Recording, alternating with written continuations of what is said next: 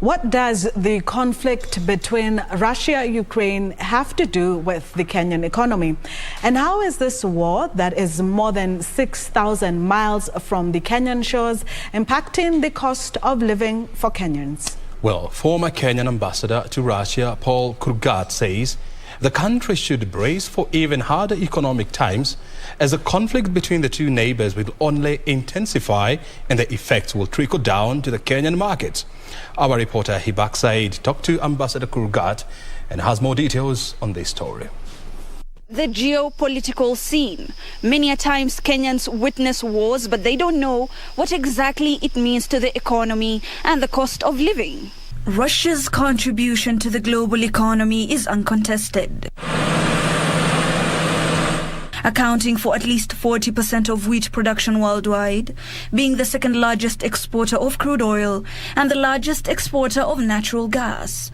The war that broke out between Russia and Ukraine on the 24th of February this year has been met largely with sanctions and trade embargoes by Europe and the United States. This has disrupted the movement of goods and services globally. But what is the situation in the global economy and the Kenyan economy? Due to the ongoing conflict, the global economy is expected to decline by 0.5% this year, while inflation has gone up by 3%. For Kenya, Russia is a major importer of horticultural goods, being a steady consumer of avocados and cut flowers. Kenya's stand on the war has strained this arrangement, with the Russian market being largely inaccessible to exporters due to sanctions. The agricultural sector has also suffered another hit. Russia is a large exporter of fertilizer, and the conflict has caused the prices of the commodity to almost double in the last month. And this triangle of Russia, Russian Federation, Belarus and Ukraine is going to play very hard on our agriculture. Russia provides nitrogen and phosphorus, which also comes from Ukraine. So that triangle then causes a lot of problem in the agro industry. So it is beyond the ordinary man now, the ordinary farmer. It is now up to the state to see how it can quickly secure fertilizer from these countries or other sources. The aggravated situation continues.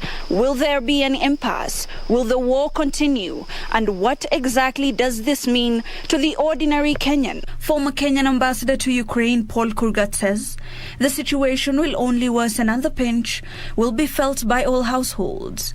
Kurgat says the relations between the two countries remains very tense, with the fear that it may escalate to a nuclear war.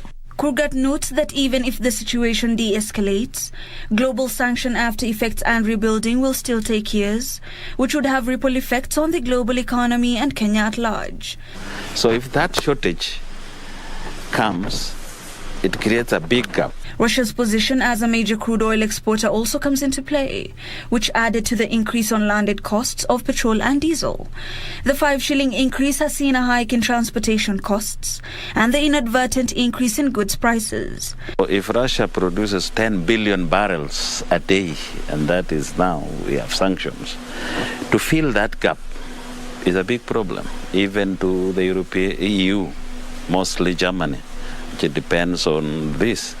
And you are aware that the Germans and the EU are banning the Nord Stream 2, not Nord Stream 1.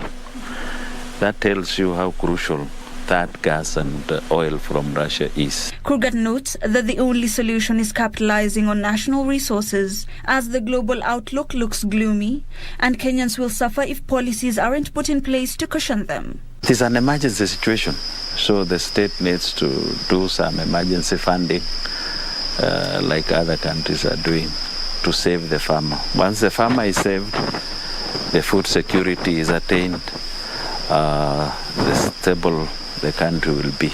And so it seems the cost of living is only set to get worse. Will there be an impasse? Will there be policies that the government would put in place to ensure that Kenyans are cushioned in the future? Hibaq Said,